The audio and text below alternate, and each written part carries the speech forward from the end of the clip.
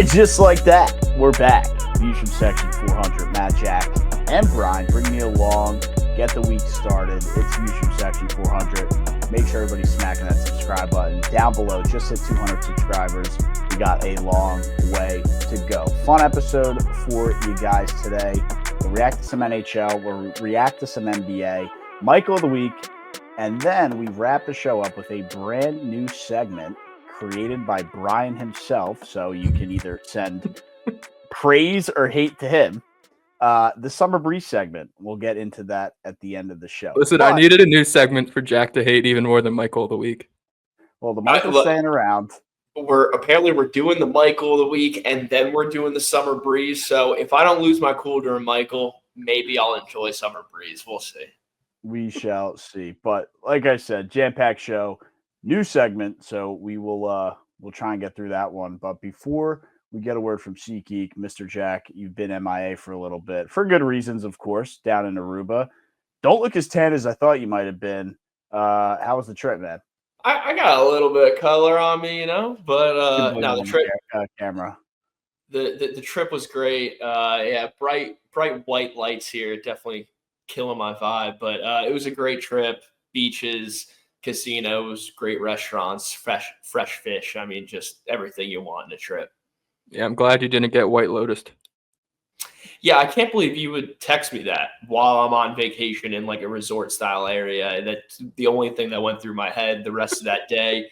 I heard some other like patrons, enjoying themselves and talking, like just mention the words White Lotus, and I just like whipped my head around at them, like making sure I got their faces and stayed the heck away from them because I like my vacations, man, and I'm not trying to have it get shot up or whatever else happens in White Lotus.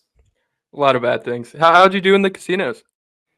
You know what? I hope they're not listening right now because they're going to ban me or try to come after my money again, but I did really, really well. Shout out my mom. Me and her were playing some 3-card poker.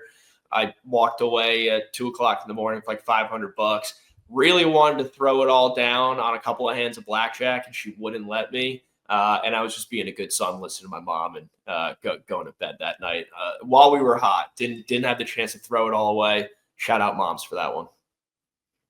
Yeah, well, this is the part where you edit it to make it sound like you did bad so the IRS doesn't come for Jack. I didn't come home. Look, when you go through the customs in the airport, they're like, hey, you taking home any valuables, anything like that, $10,000 cash? I'm like, nope, nothing good. Yeah, I don't know if that would be an IRS situation, would it? IRS. You gotta make more money than I did. Yeah, I had a good over 10 G's. I had a good weekend, or good few days, week gambling, but by no means does anybody need to come after me. I don't make nearly enough money for that. And last question before we we jump into it. Yeah, the side eye there. What one day you will subscribe. But let me get this out. What were they paying you out in? It was USD casinos? Yeah. That's how they roll down there. I've only been to one of the Bahamas, and it was USD as well, but I didn't know how that quite worked. Aruba's a very Americanized island. A lot of people are speaking English. Menus are in English. US dollars, all that good stuff. Yeah, I might be outing myself for being a moron. Aruba's its own country? It is, but it's like a Dutch. It's its own country, but it's like also a Dutch territory or something. So it's like a Puerto Rico is a territory of the U.S., but they're a Dutch territory. Okay, I got you. But they're their own country, yeah. But I will say, you really don't get the whole Dutch vibe. There's like a couple places, old Dutch taverns and all that kind of stuff, but it's a very Americanized island. You see a lot more Domino's and KFCs than you do Dutch things. No Van Dykes walking around. I don't even know what that is, Brian. It's the defender, right? Was he Liverpool, Matt? Yeah, he's on Liverpool. Brian was trying to make a bad joke, Jack. Just let it go. he's Dutch. I think he's Dutch. No. The Arubans love Xander Bogaerts. That's their guy right there. And apparently Jerks and Profar are like the two goats of. Oh, I didn't know Profar was Arubian as well, but there's apparently another catcher coming up the ranks in the Orioles organization. That's Arubian. That's the newest word on the street.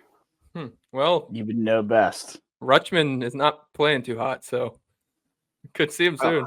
I wouldn't think The he's going Orioles aren't anywhere. playing too hot. No, I think they have won like 5 in a row. They're still 14 Yeah. under 500. Yeah, either way, they got a lot to deal with. Charlie Morton 1-7 with like a 7 ERA. But let's get into some SeatGeek action real quick. You guys know the deal. Use the code, get some free shit. We'll hear from them, and we'll jump right into some playoff. We finally made it through winter. Spring is here, summer is coming, and the best place to get tickets to all the baseball games, all your summer concerts, or anything else is SeatGeek. SeatGeek is the official sponsor of Views from Section 400. First-time purchasers can use our code ViewsFrom400 at checkout for $20 off any tickets, whether you're going to a baseball game, watching the Mets, watching the Phillies, you want to see a country concert on a lawn, and wherever venue you want to go to. SeatGeek is the place to go. Super easy to get any ticket. They have a one-of-a-kind system, shows you the best deal for your buck, and the best part, you get $20 off your first purchase with code ViewsFrom400 at checkout. We love SeatGeek. Thank you to them again. And here's the rest of the show. We're back. Thanks to SeatGeek, as always, for the quick word. Use the code, get free shit. Pretty easy concept. But the Panthers have reached the Stanley Cup final. I don't know on the other side of the Oilers have clinched as well. So we do have a rematch. A rematch of last year, which saw the Panthers take a 3-0 lead. McDavid give a speech in the locker room, purposely leaked to the public to create this rise, create this comeback story. They did come back, but didn't finish the job. Came back from 3-0, lost in Game 7. I don't know what kind of series we're going to see here. The Panthers have been really, really tough to stop. Jack, you got to be pretty fired up, man. I mean, this has been your team for the last 2 Aprils. Yeah, no, I'm very excited, man. The Cats are back in the Stanley Cup, 3 straight seasons. Last year it obviously worked out for them, as you just said, beating the Oilers in 7. It was a great series, but 2 years ago, they lost to the Vegas Golden Knights in a 4-1 series, gentleman's sweep, never really had a shot kind of thing. They're the best team right now. I think we've seen that for the past 2 seasons. Connor McDavid is as good as he is. He's one man versus 3 lines of awesome Florida Panthers. And I would expect them to be able to go back-to-back and get it done again. But I'm never going to count on McDavid. And, I mean, he's definitely going to have to pull out that pregame speech in Game 1, get them fired up. They can't go down 3-0 again. But it does scare me a little bit. I mean, this is a rematch of last year's Stanley Cup final, and the Oilers are going to be coming out hungry to avenge themselves after what happened last year. Yeah, I'm happy you kind of mentioned you're a little scared because I have a stat that is going to terrify you. I have a lot of stats in this episode. Here we go. First, before I say that, I know I kind of said we wouldn't make any amendments to this after we set it in stone, but since Jack has been such a big Panthers fan on this show, should we give Jack the Panthers as a team on the leaderboard of championships? But you'd have to sacrifice the White Sox, and you can't get the Panthers retroactively for last You mean the year. Reds? You mean the Red Sox? Red Sox. What did I say? White Sox? The White Sox. I was like, what? The Rockies are on my mind. Bad baseball teams are on my mind. So, but yeah, you'd have to sacrifice the Red Sox, and you don't get the retroactive title from last year, but you get this one. See, I could do that, but look, I really like where Matt was coming from. Like when your team wins it, then you get one, right? I respect that. As much as the Panthers are my hockey team, I've been to a handful of games, man. I'm not a diehard Panthers fan. Okay. I'm rooting for maybe I could take a half, right? Like a half sack. I could take like a half chip here. But you a half. I feel like you're a bigger Panthers fan than you are a Red Sox fan. That was my thinking. But I mean, right now, yes. But growing up, I was a huge Red Sox fan. So I think I would right put now, them pretty equal for what it's worth. I would put them pretty equal as far as my fandom goes. Jack's fandom comes out in April. I mean, Jack was not gloating Panthers hockey in That's very December, true. January, and February. If the Red Sox are making this unbelievable run in October, I guarantee every single day he has a David Ortiz jersey on. So I I think both are the same here. It's just the Panthers are red hot. It's easy for him to express his fandomship. No, they're more relevant right now, and I only wear the Big Poppy jerseys on Fridays. Until Right. Red Sox Manny, October. Manny on Saturday, Pedro on Sunday. There you have it. Brian, I tried to give you some kind of out there to claim a championship, and I'm glad you had some kind of integrity to shut that down. Yeah, no, I Which was just gonna say championship do we want to give to Brian? Mets legend Manny Ramirez. No, Brian was trying to open the door for you to get something. No, I was Brian, just because he's actively been a Panthers fan.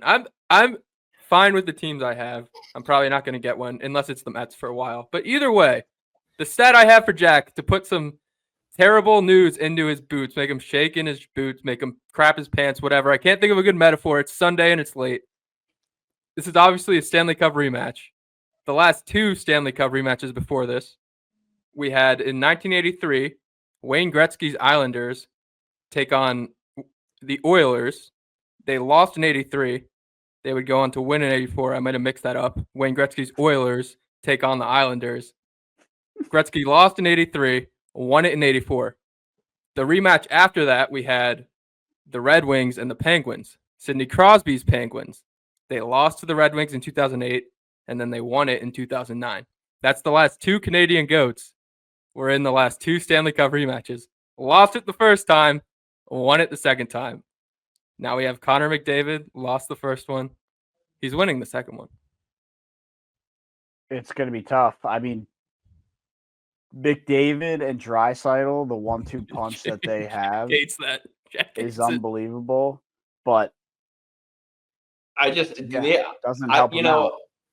I wouldn't have hated that so much if it didn't have Gretzky and Crosby attached to it, because McDavid really is that next him. They're passing the torch. Gretzky passed it to Crosby, and now Crosby gets to pass it to McDavid. I don't know if Gretzky necessarily passed it to Crosby, but it was close. Well, like in terms of the next great Canadian hockey player. Yeah, I mean Crosby was definitely him for a long. Wasn't Crosby or Gretzky was done what in the 90s, and Crosby was the mid 2000s? Yeah, it's not that much time. That's what I said. It was close. Like Sidney Crosby's been playing hockey my entire life, I feel like. Yeah, it was probably the same gap as like Jordan to LeBron. Either way, Jack, your thoughts on scaredness level? No, look, I mean this was a series that the Panthers almost swept last year, and then and then they dropped 3 straight games. And they almost got reverse swept. Yeah, they almost got reverse swept. So it's anything can happen in hockey. I mean, I will say I do think this Panthers team is better than they were last year. I mean, and as long as they play just as hungry, which I think they will, I don't see a reason why they can't win this, go back to back. Don't get me wrong, McDavid and the Oilers are going to be hunting for one. They didn't get to taste it last year. You know, there's probably a picture of like all those Oilers just like standing on the ice, watching the confetti come down, you know, a Jalen Hurts kind of picture. And they all want it just as bad as, if not more than the Panthers who want to go back to back. So it's going to be a great series, man. It's the finals. This is what we all wait for. It's going to be a great 4 to 7 games. Over under 5.5 fights with Matthew Tkachuk. Over. He does not like Canada. Him, like Sam Bennett. I mean, dude, all these guys love to fight. It's half the reason they're NHL hockey players. Half the reason they're hockey players, man. They just love fighting. I mean, that's a lot of fights. That's like almost a fight a game. Directly involving Tkachuk? Yeah, but it's in his blood, man. It's in his blood. We look at Brady as like one of the biggest enforcers for Team USA. So like let's get it going, man. We're crashing boards. We're throwing right hands, left hands. Let's do it. I don't know about just that guy for 5.5. Definitely see 5.5 in the series. Oh yeah. No, I'm talking about just involving Matthew Tkachuk. No, I don't think so. And then you got to define fight, like one-on-one, drop the gloves. Oh, like, no. Well, No, they won't happening. They won't let that happen. That's skirmish. A skirmish can count. Yeah, well then, so yeah, define the fight. No, I don't need to speculate it anymore, man. It's gonna start. We can evaluate then, but I will take the Panthers to win this one because I do agree they are better than they were last year. And the addition of Brad Marchand has been something that I've never seen in hockey before, where you add a superstar caliber guy. He plays on like literally their third line, fourth line right now. And he just buzzes and flies around the ice, brings the energy. He's the one that propelled them in that. Was it Game 7 against the Jets, or what was that? He was huge that Jets. whole not the They Jets. played a Game 7 in in the series before Lightning. this. No, the Maple Leafs. That Game 7 Leafs, against the Maple Leafs is he looked unbelievable. He brought the energy, and I think he's going to be the difference maker. And that's why I would lean Panthers here. Is they were already the favorites. Adding Brad Marchand just absolutely puts it over the edge. I understand McDavid's on the other side, but I'm going to stick with the Panthers here.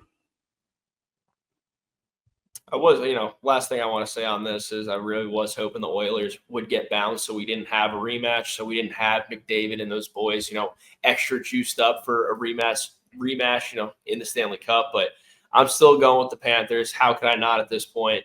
Panthers in 7 again. Yeah, Panthers in 7. God. All right, well, I'll go Oilers. Did we ever define if the Oilers count for the Pacific Northwest, West Coast? Can we just say they do so this stupid thing can end and they can win? And I don't have to deal with this anymore. I'm down, dude. I'm down. Okay, yeah. Oilers in 5. Connor McDavid scores a hat trick in 2 games. You realize that your take would be wrong, man.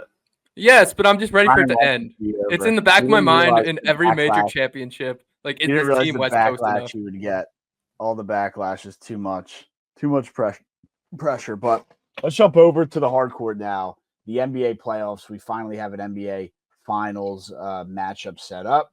Oklahoma City Thunder, which I think a lot of people could have predicted. But on the East, the Indiana Pacers knock off the New York Knicks.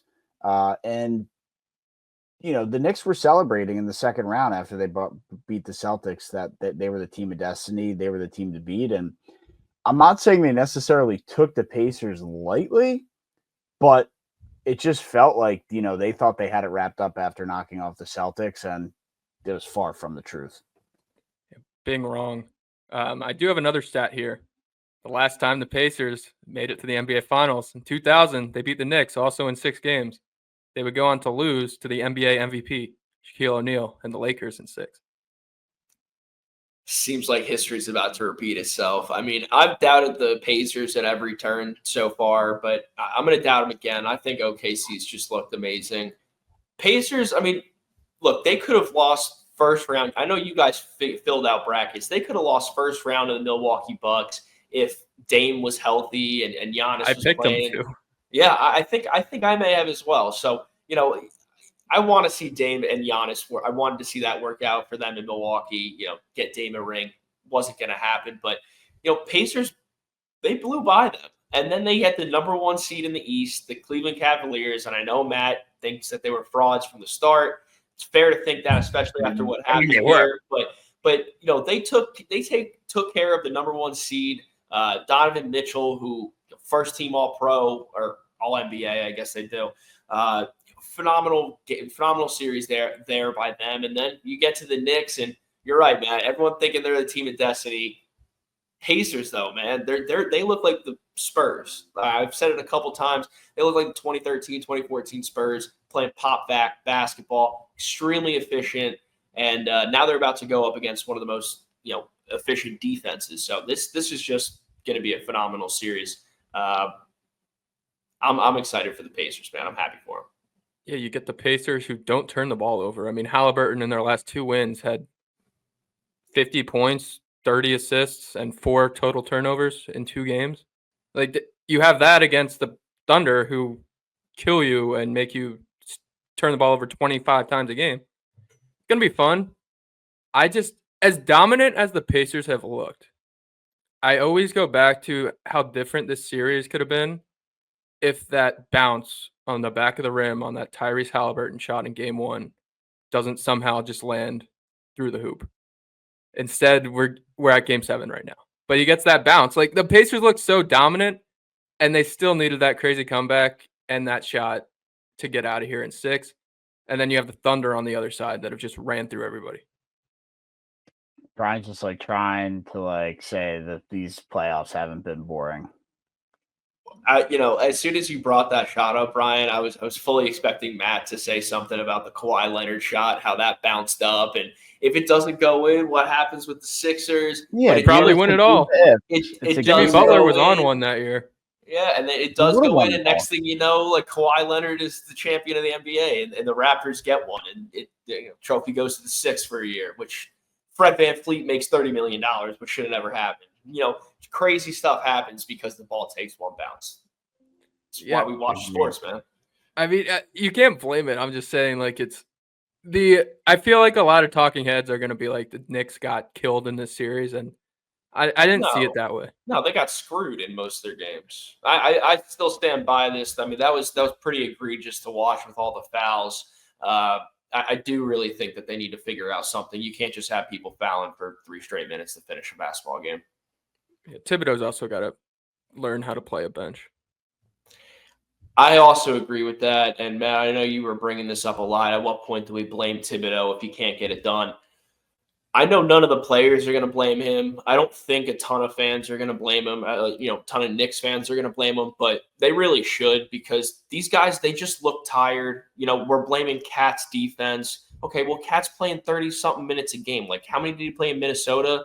They know how to utilize a bench. Naz Reid won 6th Man of the Year last year while Cat was there. It's just, Tibbs, you got to be a little bit deeper. You can't ask Brunson to bring the ball up every single play. They started using Landry Shamet a little bit in the last. He was good too. He had some big games. threes. He did. He did a couple things that were absolute boneheaded, but made some big plays as well. I was going to say, dude, you start giving that guy too many minutes, and it'll come out on why he's not getting that many minutes. That's a really good way to put it. But look, I mean, he's not good enough. Like Naz Reid, yeah, that's a good 6th man. Who do the Pacers have? Nemhard, Naismith, McConnell. Like, these guys were productive. Mathurin had multiple 20-point games. Mathurin, although he got sat on his ass a bunch. I don't like the way he plays defense. Who did he get into it with? I think it was the last series. I think it was, no, he got into a Brunson quite a bit. Maybe. Well, actually, he got ejected from a game. Nemhard got into it with Brunson too. I mean, makes sense. It's basketball. It's physical. They're driving right through each other's faces. There were a couple drives by Cat in the game, in this final game. What was it, game 6, where he literally just put his head down, drove through whoever the defender was, threw up a layup. Like that's desperation basketball. And I don't think the refs were necessarily getting that right, but that's besides the point. No, yeah, Cat was channeling his inner Charles Oakley, trying to be those 90s Knicks, and unfortunately, those 90s Knicks never got it done. So I don't know if you want to be them, but I mean, I don't know if you blame Tibbs. I think Brunson deserved a lot of the blame for this series. Why, flopping around like a maniac? How? He was getting abused on defense, and a lot of these runs the Knicks went on, he was not on the floor. I'm not saying he is to blame, but I think he could have definitely played better.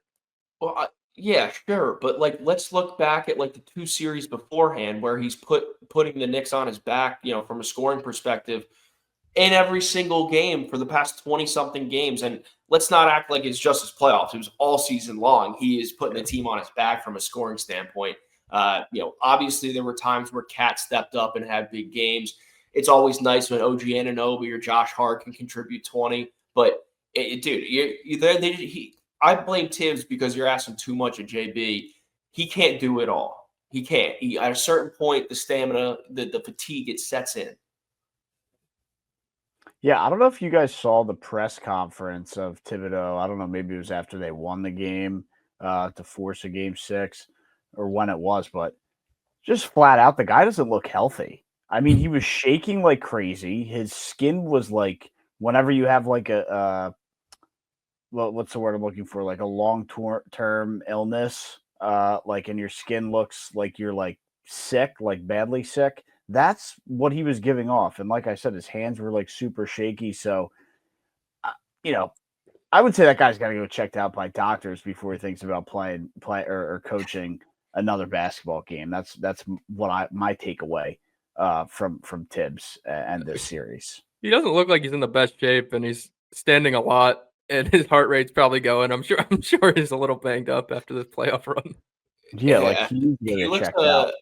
I haven't really thought about this until right this second, but he gives me Brian Daboll vibes for sure. I mean, Daboll's dude, skinny now.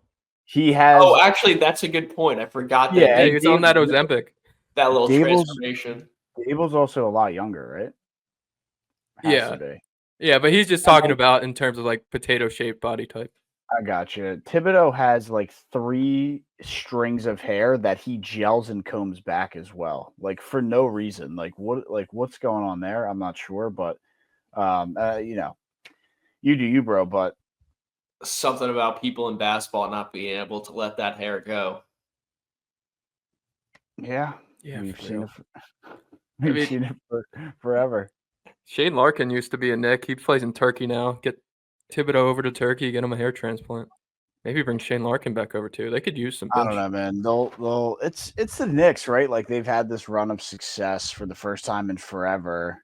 You know, I don't think they're just gonna Thibodeau's gonna go when he either health forces him to or he wants to. I mean, at a certain point, I don't know if let's just say next year if this happens again, Eastern Conference Finals loss. Think they keep him around for another year? It feels like the same as thing. A mutual departure. It feels like the same thing as those '90s Knicks, where Pat Riley runs them to the ground, and eventually the players just got sick of him because they could never get over the top. I mean, Tom Thibodeau is not Pat Riley, so maybe he has even a shorter leash. But and you know, running them into the ground is a pretty important stance right there. I mean, that's what's going to happen with the way that Tibbs coaches basketball. Like these players, their shelf life will be shorter than other players. They're not mixing in enough guys. You know, obviously you come into the off season, you can rest the whole bunch, but when we're talking about these games come April, come May, come June, you know, and we're talking about 2, or in this case, 3 straight Eastern Conference Finals losses, everyone's just going to say, look, you ran out of gas down the stretch. What if you just get Jay Wright? I think we talked about this before. Like, get Jay Wright to coach his guys. To coach. I was going to say, I don't think he's a good 6-man. He has.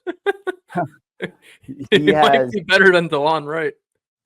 No, he has a nice job set up in the front office of, you know, the Villanova basketball front office operations, whatever they got going on over there, and then you know he does his.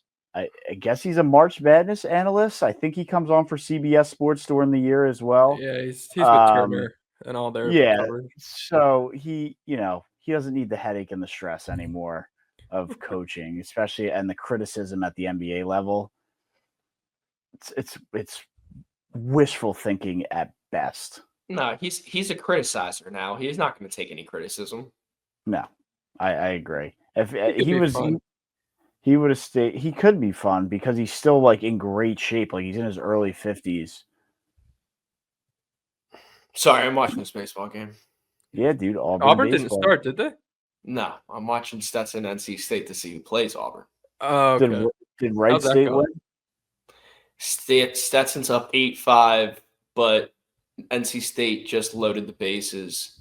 And the reason for that reaction was Stetson left fielder just went up full extension to try and rob a home run, and he mistimed it, but he did keep the ball in the park, if that makes it. Like he dropped it, hit off his glove, it landed within the park. So he saved a home run, and somehow it was only a single. These guys only got 1 base out of that. Bases are loaded. Shout out Jacob deGrom. Shout out Jake deGrom for the Stetson. But I think when we go into college baseball, that's where we can wrap up the NBA talk. But before we do, got to shed some light on OKC, right? They get it done in, 5 games? There wasn't really much of a competitive series at all. And, you know, we talk all about the Pacers beating the Knicks. The Pacers on this run. Rick Carlisle, I think, 6th time in the NBA Finals, he said to his team after the game. This will be his 6th NBA final. I don't know how OKC loses. They don't. I mean, they handled the Wolves, who were a very good team, deep team. I mean, pretty similar, but not the same. How do the Pacers beat them? Keep playing Spurs offense, man. I don't care what kind of defense you're running. If you're moving the basketball like the way the 2013, 2014 Spurs did, you can win this. I fully believe that. And I'm not trying to say that the Pacers are that good. They don't have Tim Duncan. But, they can. There's a shot, man. I'm betting on OKC. There's a shot. They got to do, chippy, grindy, get in your face, play a little dirty maybe, but they're going to have to throw OKC off their game. I mean, they can't just go in and try and go shot for shot, man up. They got to get them a little rattled.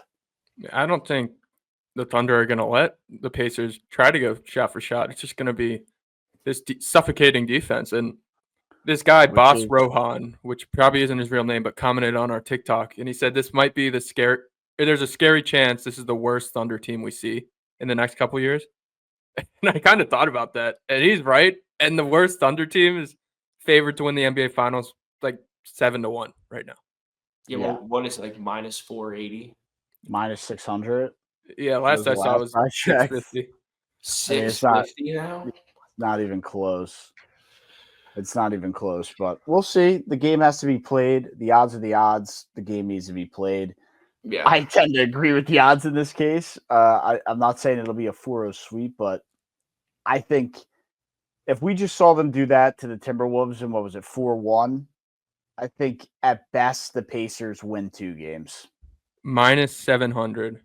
And the favored series outcome is at plus 250, Thunder in 5. Makes Thunder sense. in 4 is plus 260. Yeah. Look, I'm not ready to count out the Pacers. I'm not ready to count out the Pacers. I think the X factor in this series, as is every OKC series, it's going to be the whistle. I mean, if they're going to give Shea this, if they're going to continue to give him the flops and he's going to be at the free throw line 12, 16, 18 times a game, OKC's got this in 4.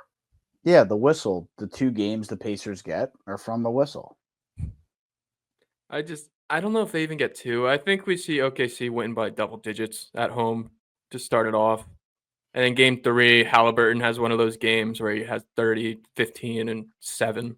And they win by like 3 points on a Neesmith 3. And then the Thunder get pissed off and win game 4 by 40 and then close it out at home. Do you think we see the Thunder have been blowing teams out in every series, whether, there's a couple close games in every series, right? Other team might even win one, but OKC has won at least one game by like 30 or 40 points. Do you think that happens again in this finals? Yes. Yeah. They get at least one. Yeah. Like, this is over in 5 or 6 games for OKC. I really, really firmly believe that. They're not going to be able to stop SGA. There's going to be no stopping him.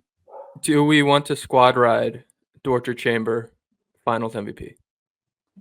No, because it's not going to happen. What if he drops not 50? What if he drops 30 in game 1 and then shuts down Halliburton for the rest of the series? Maybe. They're going to give it to SGA because he's going to average probably 30 points a game in this series. Tyrese Halliburton, Finals MVP. So, Jack, you think the Pacers are going to win? I kind of want to bring back the quote card. Dude, I want to bet on the Pacers just because you guys are giving there's value there. Shot. There's value. They do have zero shot. The Thunder are really freaking good. Look, I don't know if I'll go. If SGA doesn't get his whistle, they don't put up 80 points in a night. Like that's the only thing. Here's a question for you: If it's Pacers Timberwolves, do you think the Timberwolves are favored to win the series? No.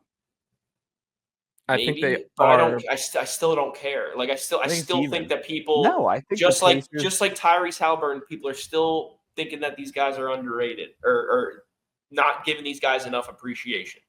Pacers, Timberwolves, dude. I think the Pacers are a slight favorite. Okay, slight. So it's close, and the Thunder It's just close. Oh, absolutely absolutely. killed the Timberwolves. It wasn't a close series. Yeah, I know. That's what I'm saying. Well, there's the Western maybe not Conference slight. edge, where the Western Conference has been brutal, and a lot of good competitive basketball is being played over there. A lot of good players. Not in the Thunder series. I mean, they're still playing. They just played Anthony Edwards and Naz Reid and Julius Randle and everybody over there. They're They good. killed them. They beat them in They- 5. That's what I'm saying. They played Jokic And right multiple before that. blowouts. And Jokic probably should have won the MVP because he took them to 7 somehow. Yeah, for real. But I've already stated my case on why he should have won MVP. We've Look, all I'm saying that. is like there's definitely a little bit of an edge for the Thunder being in the Western Conference and playing that kind of competition. But let's not count out the fact that the Pacers just won the Eastern Conference, man. I agree. I'm going with the Pacers.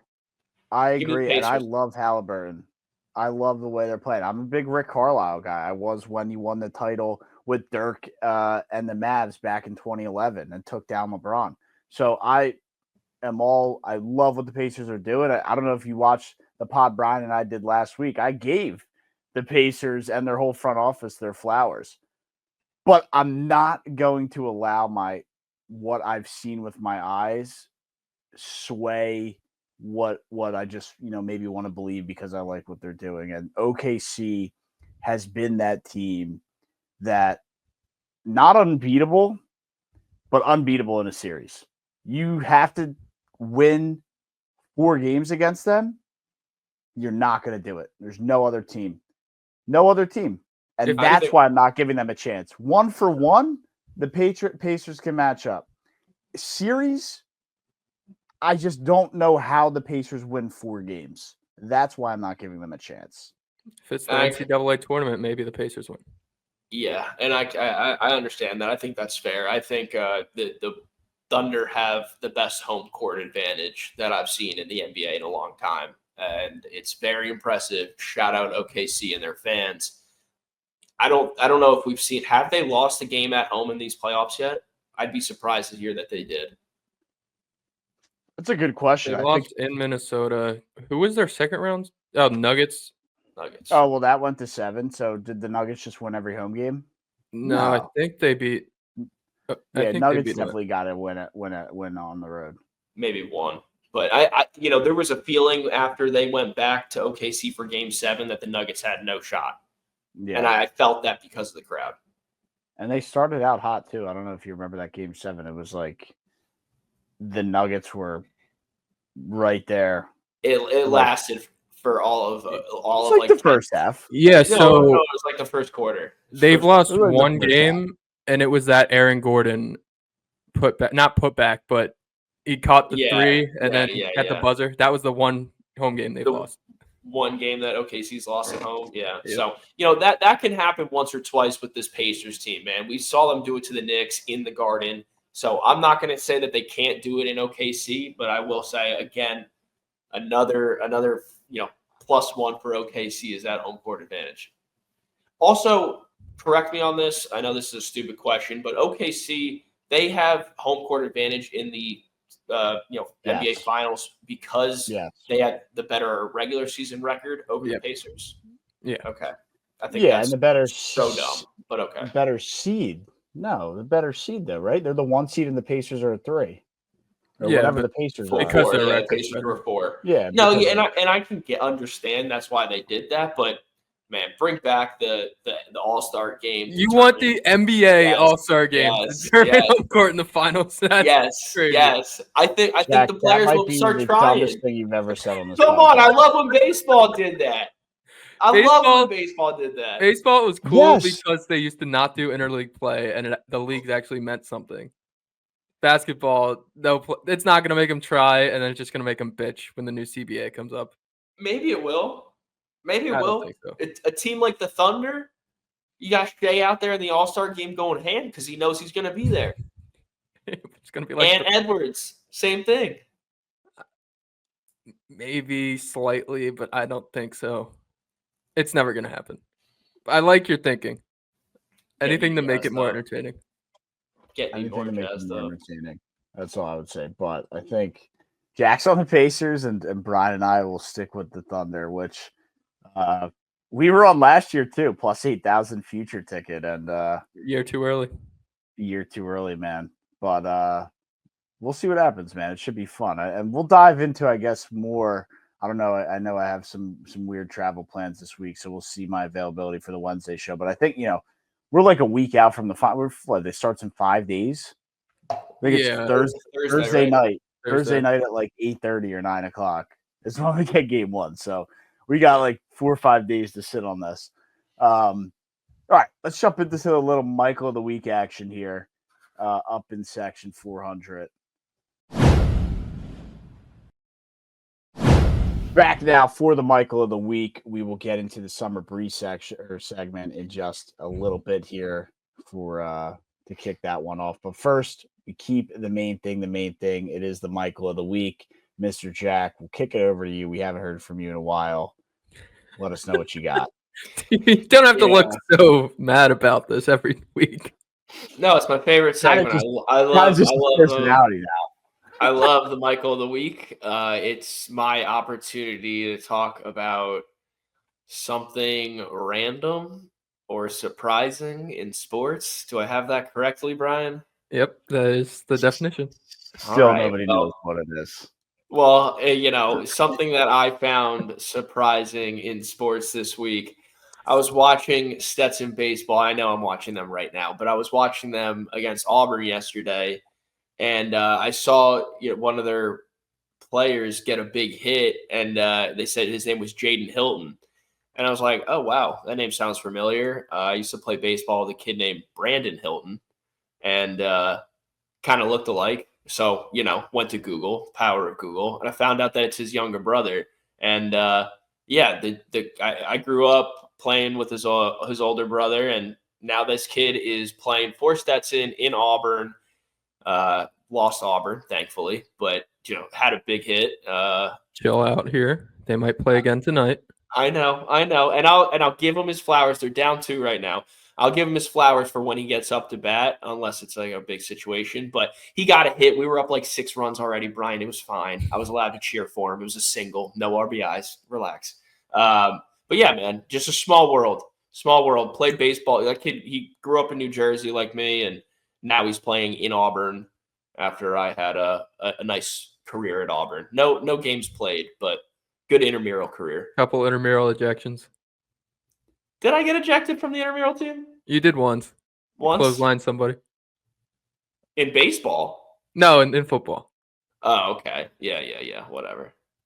Yeah, Hey, I guess they get very rattled. They get very rattled about contact in the intramural collegiate leagues. It's football. It's football. It's a rough sport. Flag football. Yeah, but I'm not a big college baseball guy. I know you've been watching more college baseball this year, Jack, than I have. I like baseball, man. It's a good sport. Yeah, these regionals have been entertaining. Stetson's a good team, and I don't know if they'll get past NC State to play Auburn, but they have some good players over there.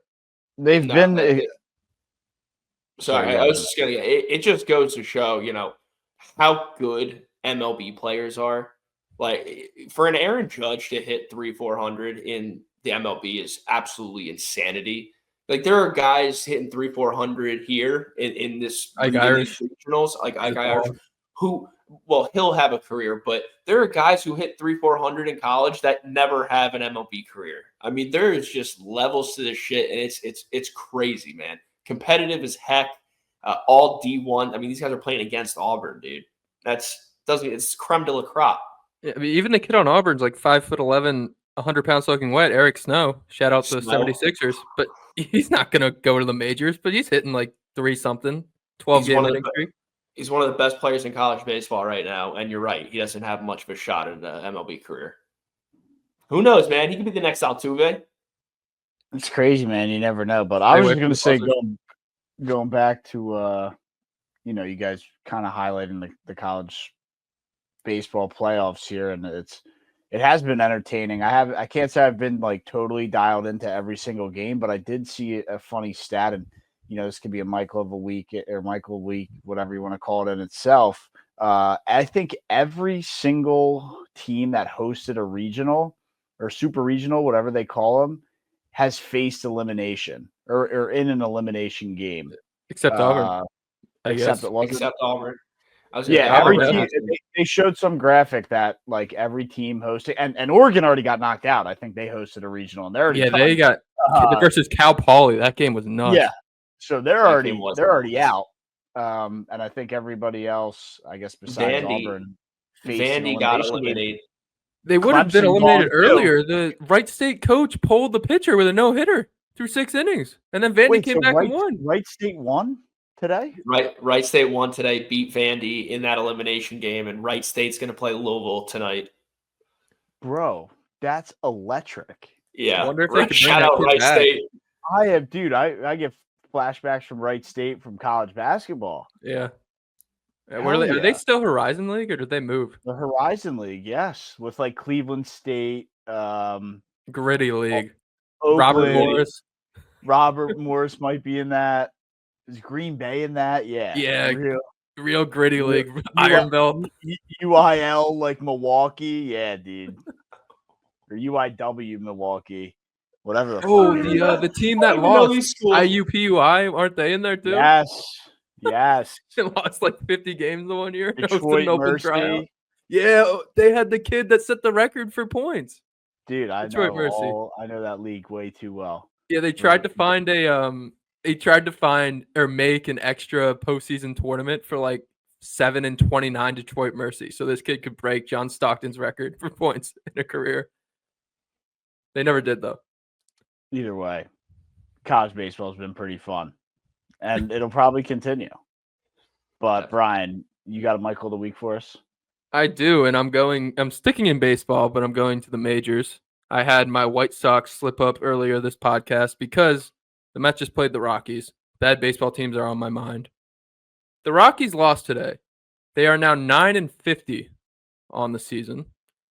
They are the first team with 50 losses in their first 60 games since 1884. The 1884 Kansas City Unions, also known as the Cowboys, started the season 7-50. They played in the Union Association of Professional Baseball, which was still considered a top league in 1884. They finished the season 16, 63-3. They tied 3 times. And their best player was a man named Kid Baldwin. He was a 19-year-old catcher. He had a .5 wins above replacement. He hit 194 with a .210 on-base percentage. Only 3 of their 8 regulars finished with a wins above replacement above 0. So my question to you, are the Rockies the worst team of all time? Yes. Well, the other team you just spent 5 minutes talking about is not real. As far as I'm concerned, Kansas City Unions? No, the Kansas City Union are not real. Sorry, we're not real. They 1884. No, we're not bringing up stats from the. When we talk about the 80s, Brian, we're talking about the 1980s. We're not talking about the 1880s. I don't care about what happened in the 1880s. It's not a real time period as far as. Is that the first industrial revolution? 1880s. Brother, I don't know. Yeah, with like the steamboats and shit. Yeah, I think so. So something did happen. Yeah, look, Brian, we talked about this actually on the last pod as well. We spent way too much time on it talking Colorado Rocky baseball. I already offered my my time, energy, and efforts to become the GM. I already offered my plan to fix the franchise. I've already discussed all these things. They're doomed. There's nothing. But are they the worst team ever? Like in any sport, is this the worst team we're ever going to see? Brian, they have. Did they win a game? They have. Bro, it's June 1st and they have 9 wins. Yeah, but like I was looking back at it, like the Bobcats in 2011 went 7-59. The Lions in 08 went 0-16. Yeah, I was gonna say, how are you not gonna put the 0-16 Lions or Browns in there? But like, is 0-16 in football worse than like 20-140 in baseball? Yes, it is worse. If you don't win a single game the entire season, I don't think that is. Yeah. But it's over 17 games versus 162 games. It's like not even a comparison. Yeah, but let's think about this. There are at this point 9 games or 9 nights, let's put it that way, where the Rockies can go home and be like, I'm a winner today. Or they can kick their feet up on the couch and feel good about themselves. Don't think they feel good about themselves. For 17 weeks, the Browns and the Lions and everybody involved in those organizations hated their lives. There was no resemblance of a win. And I understand. You don't think these guys, they're the worst baseball team of all time, and the baseball season's 7 months long. They got it for 7 months. They got to go home and be like, we just lost again. We're 9-50. Yeah, but for one night, they haven't won a series all year. They played 19 series and they've lost every single one. They're bad. I'm not denying that, but there was not a single point during those football seasons where they were like, all right, I'm happy. There was. Look, the Rockies, even though they only have 9 wins, I can tell you when they go win that 10th game, because they will win a 10th game, they will be happy. You'll see them high-fiving each other. And it won't last long. It won't. It won't last long. But at least they'll have a couple minutes of feeling good, or a night of feeling good until the next game. Like, these football teams had nothing. But it's over faster. Sure, but then you have the entire offseason where you're just thinking, I haven't won a single game since last year. Right? Like yes, the season is shorter, but then you have the entire offseason to think about it. I don't know, they had Calvin Johnson that year. I'm sure all the players just liked watching Megatron catch touchdowns. They didn't care if they won or lost. Okay. There's nobody on this Rockies team, even if they win a game. Did they beat the Mets today, Brian? No, they got swept. No, they did end up losing. Yeah, right, because they still have 9. No, even those 9 nights, they're not going home saying we're a winner and feeling good about themselves. There's just no way. So we can leave that as that. They are absolutely the worst team I've ever seen. That's a other than the that's Kansas City Union. 4 and 400 that is right there. Worst teams of all time. All right. They write it down. They didn't let a night pass. They jumped right at Orlando Arcia getting DFA'd by the Braves. He was on the Rockies. He had a home run today. Before the sun came up. The guy was batting like 120. And the Orioles, the Rockies signed him immediately. He had a 410 OPS. His OPS was barely higher than Aaron Judge's. Exactly. I mean, it was just a joke. And chomp it at the bits to get that guy in the organization, get that guy in the room. The joke. This team is absolute 9 wins on June 1st. That's all I need to see, man. It's the worst team ever. I think I agree with you. At least they have a win. 2 different comparisons, and we can agree to disagree there. I will jump into mine, and I don't know if it necessarily fits the description of the Michael of the Week, but I think it brings up an interesting conversation. Shut up, Jack. I think it kind of is, because a lot of people will be surprised to hear this guy say this. I understand these guys will always bet on themselves, but Justin Fields coming out and saying, I can be great with the New York Jets. Are you buying or selling his stock? Are you buying or selling? I mean, we saw a decent sample size last year, and Justin Fields looked like he could do some nice things. He was the hottest quarterback in fantasy down the stretch when he won his last year with the Bears. Fresh start, new team, experience to an extent. I know it's the Jets, but look, I like Aaron Glenn. Like, I have a feeling that he can come in. You don't like Aaron Glenn. What do you like about Aaron Glenn? I like him more. I like him more than what the Jets have had. Can I say that? Will you let me have that, Brian? Sure. All right. Look, the Jets haven't had jack squat in a long time. Aaron Glenn, he's coming in. Maybe he's not the answer. I mean, we still are talking about the Jets organization here, but it's got to be a step in the right direction. I'm not going to, Fields had to deal with Russell Wilson hanging over him all last season. This year, he, as of right now, is the guy, and there's nobody else. So he's the guy. Maybe he's got some more Jordan confidence Travis retire and swagger. Yeah, Brian, stop that. He did make Jordan Travis retire. Yeah. It was definitely Justin Fields. It was the reason Jordan Travis hung up the cleats. He's saying he can be great. Jordan Travis wanted no parts of that. In his boots. So what is great? No parts of I guess great. I guess. Look, I'm not buying this. I'm not selling this either. I think he's going to be average, just like he has been. He'll be able to win a couple games with his dual threat ability, but he's not winning you. He's not getting you into the playoffs. Like, what do we think great is? They're not winning the division. They're not. Do they go 500? I doubt it. I highly doubt they go 500. I like that he said division sucks. The Bills win that division. Did he say great with the New York Jets or great for the New York Jets? I just think he said I can be great, and you can interpret it however you want. Okay. Well, I was gonna say if he added with the New York Jets, I mean that's great with the New York Jets is like 7 wins. So I think it was more of a personal comment and not a team comment. I think he can be good enough to put his hat in the ring to be the starting flag football quarterback for the U.S. in 2028. For what that's worth. For what it's worth, I agree with you, but like, he's not jumping into like my top 15 or anything like that. Like no, I agree. I think he'll be fun. I think he'll be fun, and I think in a perfect world, if they go, I don't know if they can sneak into the playoffs at 8 and 9. So we'll say 9 and 8.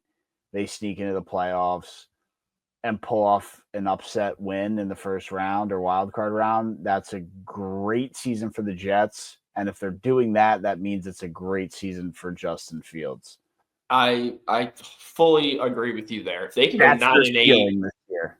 9 and 8, win a playoff game, that would be, I think Jets fans would, be streaking like the Knicks fans do after a win.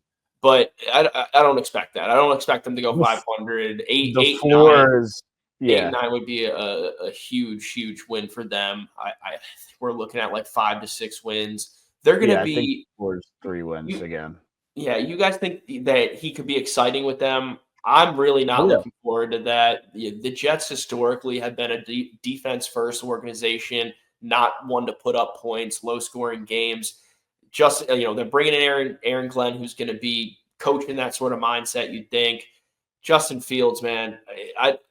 These Jets are going to average like 22 points a game, 23 points a game. It's going to be bad. That wouldn't be that bad. I think Justin Fields will be running around in the backfield and throwing it up to his old college buddy Garrett Wilson, or running for 10 yards. It'll be fun. You have the Garrett Wilson college connection, dude. Woo! Breece Hall's still there. Maybe he can be something. I don't know. I think they'll be able to. I think when you see it on Red Zone, which, by the way, Scott Hansen's coming back to Red Zone next year. When you see the Jets game on Red Zone and Justin Fields is piloting that offense, I think it'll be worth watching and not getting mad that they're putting the Jets game on Red Zone. More of the same thing we've seen from him. Big time, boom or bust sort of plays. Deep balls to Garrett Wilson, sure. Breece Hall breaks one. Justin Fields breaks one. But don't think that this offense is going to be, a driving sort of offense. Justin Fields is not a pocket passer. He's not even as good as a thrower as like Lamar. And Lamar still struggles to put together some of those drives sometimes. So I'm not there. I'm not there. You guys are? I'm not. You're selling the stock, and that's fine. I'm selling. Yeah, you know what? Put me down for a sell. I'm cashing out on Justin Fields. He's going to where quarterbacks die in New York. I thought you were going to say the UFL, but I agree. They don't usually fare well in New York either. But we'll see what happens, man. I thought he was fun down the stretch for the Bears, and I thought he did some nice things for the Steelers. He's like the number 3 quarterback in fantasy with the Bears the one year. I know. I'm well aware. Are we asking like fantasy wise, or are we asking real NFL wise? I think if he's relevant fantasy wise, it can translate to team success in the win column. If anything, fantasy managers will think he's great. That's got to count for something. Yeah, I mean, I would be a lot more excited to have him on my fantasy team than I would my actual team. It's just the nature of the quarterback position in fantasy football with the rushing abilities for quarterbacks, but that's a whole other conversation, man. I don't want him on my real team. Maybe he could be my backup quarterback on my fantasy roster. I'm sorry. I mean, dude, like you brought it up, man. Now I have to. You brought it up. Bro, no. Well, Jack brought up who would you rather have on the team, dude? So who has? The Oh, we're better not doing year? Trevor Lawrence versus Justin You- Fields. I Are thought you about it too. serious? I thought about it too when he said Justin Fields You wouldn't be in his guys- top 15, and I was like, "Well, it's Trevor Lawrence in your top 15." But I You decided to hold guys- my tongue. We're not going to do this. I held No, my tongue as well. I'm smiling through that. It's just nobody can look me in the eyes with a straight face and tell me that they truly believe that they would rather have Justin Fields on their team than Trevor Lawrence. They were the same draft class, right? Same thing with Yes. Daniel Jones, man. Same thing with Daniel Jones. I'm pretty Everybody sure that wants this to is keep in bringing up class. that graphic, just stop. You're playing yourself. We don't need to do this again. That was You're a playing loaded yourself. draft class, dude. Is that Mac Jones too? Yeah, Yeah. Mac Jones went that 15. was a fun one, man. What a No, bad quarterback class. Was Justin Fields in that? I think he I thought was. he was. Mac Jones might have not been in there, but I Mac, think yes. Trevor Lawrence and Okay. Justin Fields definitely were. I think all three of them were. Yeah, you're right. You're right. It'll be interesting to see what the Jets can churn up out of Justin Fields. I think it'll be fun. Great, define great. But let's jump on over to the newest segment of the pod, the Summer Breeze. What's going on here, guys? It is breezy up here in section 400. I usually kick it on over to you guys. Jack getting off the tropical island just in time for some summer breeze up in 400. I will kick off the segment, I guess, and then we'll let everybody guys go. I'm assuming, Brian, were you going French Open with this? Where were you at? I was going back to college baseball, but I assumed somebody would go to French Open. I was just going to go to the French to highlight the United States men's success. We kind of shat all over them when Steve came on last week. Rightfully so. They've been very poor at this specific major on clay in France, but we will see Francis Tiafoe and Tommy Paul playing in the quarterfinals. I think this is the first time in a very long time that two American men have made the French Open quarterfinals. So we have some Americans to root for. I know the women from the U.S. usually have some better luck and do well in this tournament. But yeah, man, Tiafoe and Tommy Paul and Ben Shelton played Alcaraz today. If he won that, we would have had three men in the quarterfinals. Dude, that match was so sad. He played so well, and he just well, couldn't yeah, break. he needed to get that first set. He didn't get it. Then lost the second. Then won the third. It's just, I mean, Alcaraz is the king of clay right now, so it's tough to knock him off his game. But yeah, it should be an interesting wrap up. We got this week, and then this upcoming weekend is when we crown a champion. For the record, my two futures that I gave out, Andreeva and Jack Draper, are both still trucking along. How's my boy Yannick Sinner doing? I believe he's still trucking along as well. Why you got to say it like you're sneezing? Sinner? Yannick. Yannick.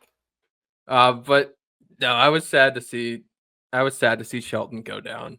I think I half-heartedly gave him out as my pick in our picks with Steve, but he is my favorite American player. Tommy Paul, I think he gets Alcaraz next, so I don't know if I have much hope for him. Do we know who Tiafoe gets in the quarterfinal? I can do a quick look for you right now, but I believe so. Tiafoe one, I think it's going to could be Djokovic. Okay, Yeah, because they have to play their fourth round. All we know is Tommy Paul and Alcaraz. So I want to say he plays the winner of Cam Norrie and Djokovic. Probably Djokovic. So it's two really tough matches for the Americans. Yeah, it also could be Sinner. I don't know how they have this going. Could be Draper. It could be the likes of Zverev, Draper, Sinner, or Djokovic would be like the tough seeds in each respective fourth round matchup tomorrow. Yeah, so I think our hopes are landing in Coco Gauff's basket. Maybe Madison Keys. Is she's still hanging around? She might still be hanging around. I'm not the biggest Coco Gauff fan though, but Well, I did take some time to watch her match yesterday against Marie Buskova. I'm going to call her Bazooka for the rest of the show. But yeah, Coco beat Marie Bazooka for the first time. She was 0-2 before, and she came in on the clay and did her thing. I was excited for Coco. I guess we're not all fans, but I was impressed with her skills out there for sure. I like Coco. She's fine. I mean, it's whatever. I think she tries to like. She hates when her sleep schedule gets messed up. Yeah, I don't know. She is still very young, but she it's like be your own person. She's like trying to like follow in like the Serena Williams footsteps too much, I think, and she just needs to like be your own player. Like you don't need to be you. You don't need to like follow in her footsteps. You guys aren't even related. That's my they're both Americans, among other things. Women, yes. Yep. That's where Brian was going with that one. All right. Anything else on the French Open before we kick it on over to Brian or Jack? No, yeah. When does this wrap up? Is this next weekend is the final? This upcoming weekend. So I guess it is the yeah. So Friday or Saturday will end be on a Monday. No, Friday or Saturday will be the women's championship. Sunday will be the men's championship. So, and they're in France, so I guess, Saturday morning, Sunday morning is about when the worst one's the Australian Open. The finals. I think they'll have it at like 2, because the last matches they're doing are like 2, maybe noon. Yeah. Maybe in between like that range. They might not go all. They've been going super late because they got to get all the games in. Yeah, the matches in. So it might be a little before 2, but I could see it maybe being a little later. I don't know, but yeah, Saturday for the women, Sunday for the men. Brian, hit us with one here, and then Jack, wrap us up. Yeah, back to college baseball for me. We're going deep into college baseball. LSU Shreveport recently won the NAIA title for college baseball. They were the first ever collegiate baseball program to go undefeated. They went 59-0 this year. They had 8 wins by 15-plus runs, a .361 team batting average, a team OPS of 1.094, 2.38 ERA, and they had 2 seniors, Josh Gibson, who hit .439, and Ryan Davenport, who hit .425. Wow. It's like 59-0. Is that D1? Junior college. Yeah. Oh, JUCO. JUCO, so the weight it holds is none. Well, this is like when Matt starts talking about FCS football, right? Right. Worse. FCS is Cheney Johnson and Chad Baker-Mazara came from NAIA. Like FCS or NAIA. Last Chance U. Different sport. We got John Franklin. He didn't do much at Auburn, but we have NFL players that came out of the FCS. So like that's just there was one drafted this year. Can't remember his name, but the Montana State quarterback, I believe. There's been some greats out of the FCS, so and that's still D1. You're talking about fucking JUCO here. All right, well, here's the trivia question. It's not even a comparison. The highest winning percentage ever in D1, or the best record, I guess. The highest winning percentage was 91.4. The team went 64-6. Any guesses? I'll give you a hint. It was West Coast adjacent. This is a baseball team? Yeah. From what year? 1972. Oof. Pepperdine? Lou Dort. There's your hint. Arizona State. There you go. Nice. Glad I won that. Yeah, they were good. I guess West Coast adjacent would make sense for Pepperdine. You got to start thinking about Arizona and those kind of states. All right. But yeah, shout out LSU Shreveport. Shout out LSU Shreveport, man. We'll see what they get out of there. All right, Mr. Jack, wrap us up here, man. Yeah. I can't wait for your Breeze topic. I'm so glad you guys were talking about Summer Breeze. Should we explain what this is? I don't think we ever explained Summer Breeze. That might be a fantastic idea. Well, last year we kind of ran out of stuff to talk about during the summer. we did add the 4 and 400, but I figured we'd add the Summer Breeze. It's called Summer Breeze because I wasn't creative enough today, and the song Summer Breeze was stuck in my head. But it's basically stuff we wouldn't There talk might about be a normally. name fine tune on that. We might brainstorm some ideas. So you're shooting the shit in the Summer Breeze, but it's stuff we wouldn't talk about normally that we're going to bring up in this segment, like tennis, maybe some golf, maybe some NASCAR. Don't think we'll get to Indy 500 talk, but maybe some IndyCar F1 talk later on. Yeah, I mean, college baseball, French Open, two things I'm not normally talking about on the pod. Already said my points there. I did play 18 holes of golf yesterday for what that's worth, but fine. We're getting better. What does fine mean? It means we're getting better. 100. Maybe. I don't know. Probably not. Did you keep score or no? On a couple. The ones you didn't shake. Yeah, where you didn't lose your ball. Yeah, exactly. I mean, most of them, right? No, I played golf for the 4th time ever yesterday, so we're still getting better. But no, I mean, the last note I got for things happening this week, NBA on TNT made their final sign off. We haven't mentioned that yet today. Shout out Ernie and Shaq and Chuck and everybody out in TNT who's been able to make that such a successful show for so long. And Ernie did say that it's not going to be the last for them. They're going to be back on ABC or ESPN or wherever. But shout out TNT for giving us some great years, man. Some phenomenal years.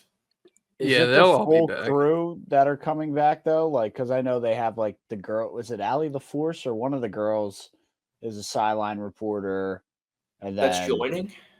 No. I'm saying, are they like keeping everybody together, and then like the guys on the sideline, or is it just strictly the inside the Just NBA? inside Kenny the the Jet, Shaq, Chuck, Kenny, and Ernie. Shaq, Chuck, Ernie. Yeah. Yeah, Ali LaForce. Or is it that whole team? No, it's just the talking heads. I think even like the producers behind the scenes are all losing their jobs. No, I do think Ernie said something about like the production team is gonna stay with them. Oh, or okay. maybe at least some of them. So it's gonna be a big time for a lot of people. It's a lot of moving pieces, and I just hope everybody finds a good spot for them. Well, I don't know if you noticed, TNT picked up the French Open. Are they going to be doing all the tennis majors? I think it's just the French Open, but they're expanding the TNT Sports brand lately because they're starting to do college football now, and I think they want to get into MLB, or they have MLB with TBS. They have MLB with TBS. It's TNT, TBS are the same, right? Yeah, TNT, TBS, True TV, and CBS. And now HBO Max. Yeah, HBO Max. Wait, CBS is part of it too? So CBS acquired Turner. Okay. So they have all the. I see what you. I got it. Valley. Because like March Madness, that's how they do all the. That's how they get everything. So Turner, CBS and Turner just run March Madness. Yep. Is how that works. And they're probably the best. They do the best job. You do it. Yeah. There's no reason. No. We don't need ESPN getting. No. ESPN has the Super Bowl in a couple of years. That's going to be a disaster. Buck, I guess Buck and Aikman won't be bad, but like, what an amazing fun. Are they still playing the game? The visual experience, the viewer visual experience for that, I think, will be horrendous. And we're going to get some SpongeBob and Patrick for the Super Bowl halftime Look, show. I mean, dude, like even for what they did, like the French Open, for what CBS, TNT, all them, whatever have, I think is great.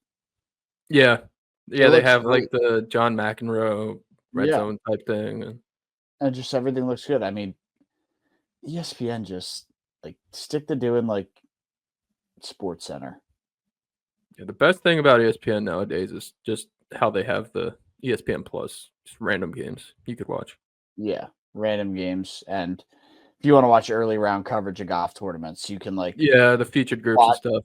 Watch or just the main group at 7 a.m. Like usually you have to wait until the afternoon to get TV coverage. So, being able to watch that, especially if you like bet on it and you want to watch your guy, like 7 a.m. Scotty win this week? Scotty just won. Yeah, I saw he was down and he came back. Yeah, he pulled it out, man. The guy's been on a tear of a run, but what are you gonna do, man? He is the best. Yeah, he's on a heater. When's their next? The U.S. Open is early June. Okay, so it's coming up. Yeah. U.S. Open's coming right up, dude.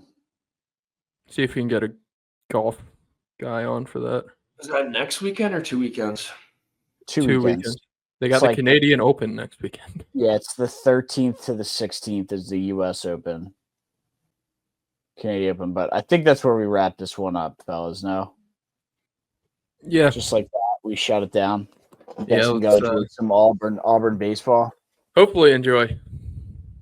Hopefully enjoy. I'll try and tune in if I can. But other than that, we'll try and fine tune the summer breeze a little bit better and come up with better. Brian dropped it on us this morning, so we had to react as quick as possible.